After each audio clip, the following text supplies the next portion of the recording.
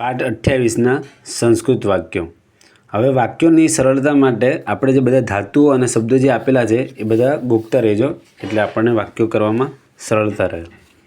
સંબોધન વિભક્તિ છે હે વિનોદ. જ્યારે કોઈને સન્મુખ કરવાનું હોય ત્યારે સંબોધન વિભક્તિમાં વપરાય છે. એટલે હે વિનોદ, ત્વમ એટલે તું, એવ તું જ જકાર અર્થમાં એવ, તું જ સંસ્કૃતને સુષ્ઠુ અવ્યય છે.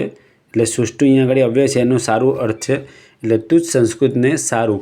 ભાસ ધાતુ છે, ભાસ એટલે બોલવું થાય, એટલે ભાસ વત્તા અ વત્તા સે પ્રત્યય, એટલે બીજો પુરુષ એક વચન થયું. એટલે તું જ સંસ્કૃતને સારું બોલે છે. અહીંયા આગળ પણ સંબોધન વિભક્તિ છે, એટલે કે હે ભોગીલાલ, વયમ એટલે કે અમે. હવે અહીંયા આગળ બાલેની જેમ ઉદ્યાનને સપ્તમી વિભક્તિ થઈ છે, એટલે ઉદ્યાનમાં. ચિરમ એટલે લાંબો વખત. જો અહીંયા ચિરમ એટલે લાંબો વખત છે, તો લાંબો વખત રમ ધાતુ છે. રમ એટલે રમવું થાય, એટલે રમ વત્તા અ વત્તા મહે, અને પૂર્વનાનો આ થઈ જાય એટલે રમામહે. એટલે કે અમે ઉદ્યાનની અંદર લાંબો વખત રમીએ છીએ. અહીંયા પણ સંબોધન વિભક્તિ છે.